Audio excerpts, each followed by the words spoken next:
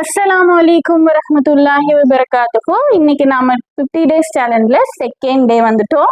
அதில் நேற்று போட்ட வீடியோவில் நிறைய பேர் ஆல்ரெடி சொல்லியிருந்தாங்க, துவா மாதிரிலாம் அனுப்பியிருந்தாங்க. ஜஸாக் அல்லாஹ் ஹைரா அவங்களுக்கு.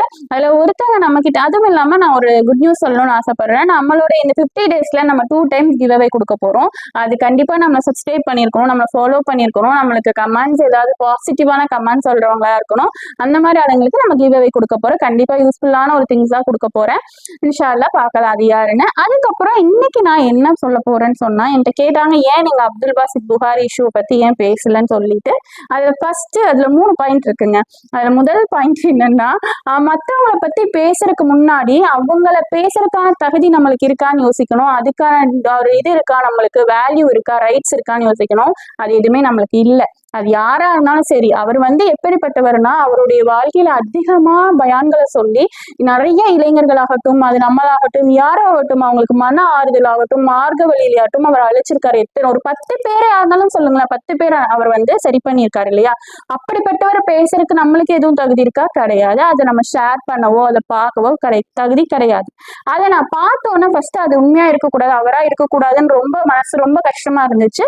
அவர் சீக்கிரமா அதுல இருந்து வெளியில வரணும், அவருக்கு எதுவாக இருந்தாலும் அல்ல அவருக்கு லேசாக்கி கொடுக்கணும்னு தான் நான் நினைச்சது.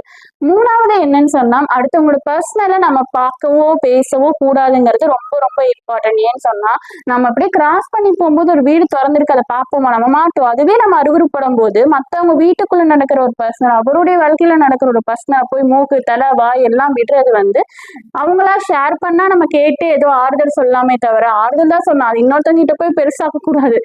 அதுவே இல்லை, அவரே சொல்லல.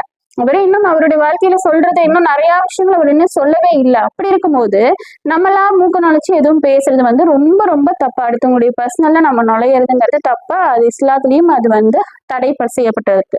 அதே நேரத்துல மத்தவங்க அவருடைய மான சம்பந்தப்பட்ட விஷயம், அவருடைய டிக்னிட்டி சம்பந்தப்பட்ட விஷயம், சுயமரியாதை சம்பந்தப்பட்ட விஷயம் இல்லைங்களா? அதை நம்ம பேசவும் கூடாது. ஏன்னா அது நம்மளுக்கு ஹராம். ஒரு இஸ்லாத்துல இருக்கிற ஒரு மூமின் ஒருத்தவங்களோட மானத்தை பத்தியோ இல்ல அவங்கள அசிங்கப்படுத்துறதோ, மத்தவங்க கிட்ட பேசி அவங்களோட மானத்தை போக வைக்கிறதுங்கிறது ஹராம் தான். அது நம்ம செய்யவும் கூடாது. அந்த 3 விஷயத்துக்காக தான் நம்ம பேசலாம். ஆனா அவருக்காக நிஜமாவே நான் துவா செஞ்சேன். அவருக்கு சீக்கிரமாவே இந்த விஷயத்துல இருந்து அவர் வெளியில வரணும்.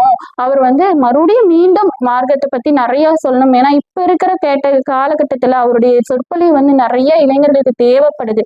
அந்த மாதிரியான துன்யால நம்ம இருக்கோம். அப்ப நம்மளுக்கு தேவை அவர் சீக்கிரம் மீண்டு வரணும், அவருக்கு எல்லாம் லேசாகணும்னு என்னோட இதுவா இருந்துச்சு. அவ்வளவுதான், வேற ஒண்ணும் இல்லை. தேங்க்யூ. அஸ்ஸலாமு அலைக்கும்.